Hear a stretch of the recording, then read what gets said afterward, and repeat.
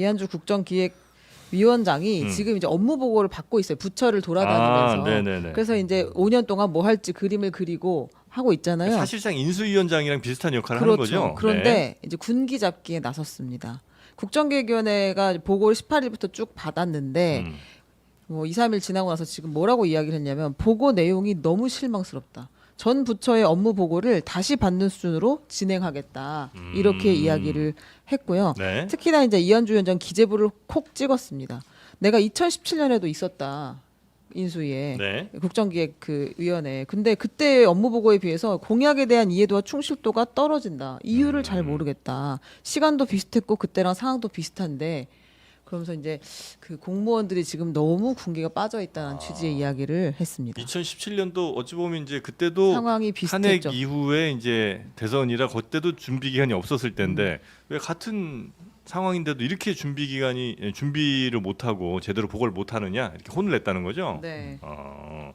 그 아무래도 뭐 지난 한 2, 3년 동안의 분위기 때문에 그럴까요? 왜 공무원분들이 이렇게 제대로 일을 못했을까 궁금합니다. 지난 2, 3년 동안요. 네. 그거하고 연결짓기에는 중간에 6개월이 너무 크지 않아요?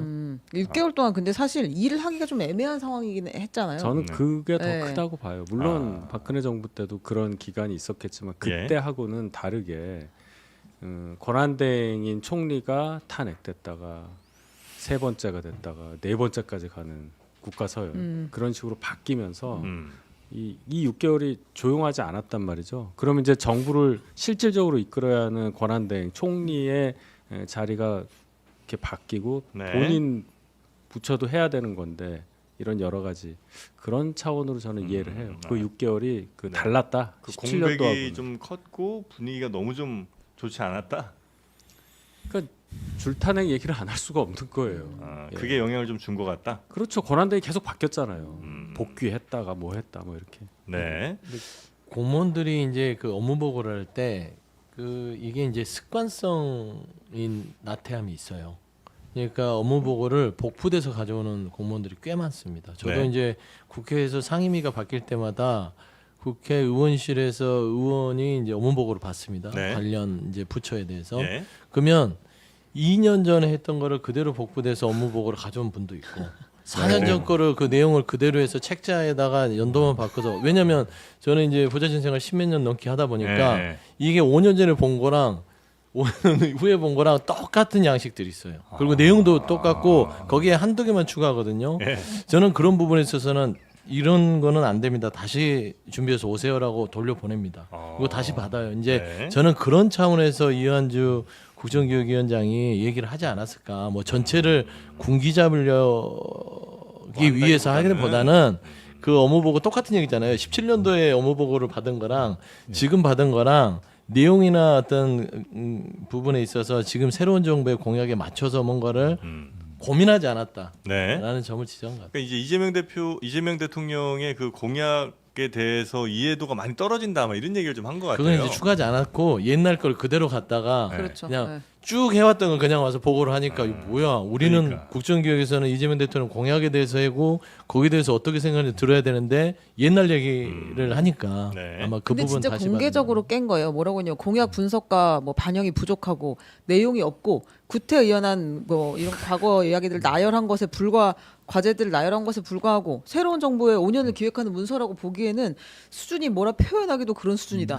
거의 이건 뭐 진짜 엄청나게 혼낸 거죠. 보통 이렇게 고위 공무원들 이렇게 면전에서 이 정도까지 얘기는 잘 안 하잖아요, 그죠? 그렇죠. 근데 이건 공개적으로 발표를 한 상황이니까. 네.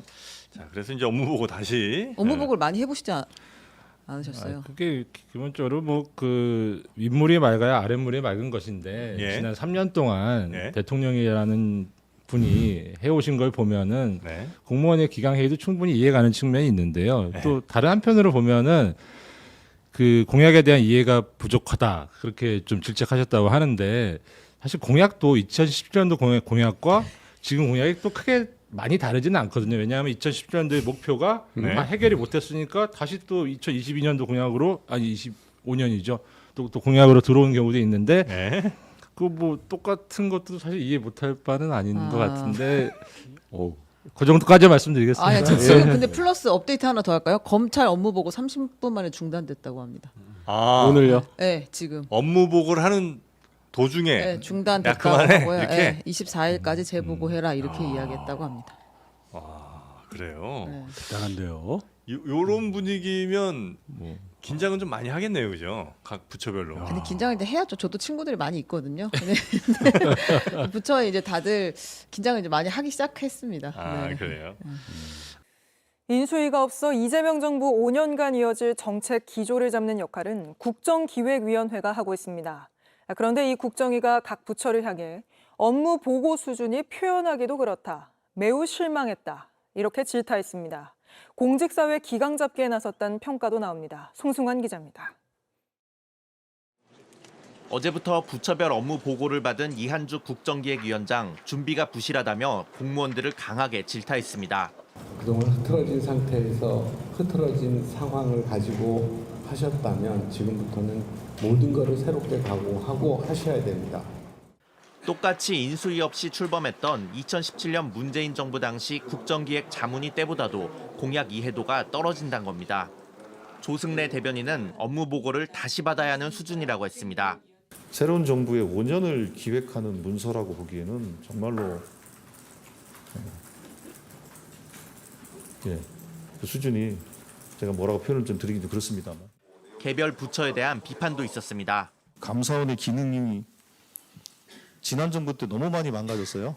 어떤 정파의 무슨 돌격대 역할을 해서 이게 좀 심각한 상황입니다. 감사원 그 자성이 필요한 부분이라서. 오늘 고용노동부 업무 보고에 앞서 이한주 위원장은 이른바 노란봉투법이 이재명 대통령의 대선 공약이었다는 점을 강조했습니다. 격차 해소를 위해서 노조법 2, 3조를 이번에 공약에 넣었습니다. 이 부분을 어떻게든지 해소하고 싶다라고 하는 것들을 내용에 담아 있고. 노조 활동에 따른 손해배상 청구를 제한하고 사용자의 책임 범위를 확대하는 개정안은 윤석열 전 대통령이 거부권을 행사하며 무산됐습니다. 다만 국정기획위 측도 재추진 시기는 논의해봐야 한다는 입장입니다.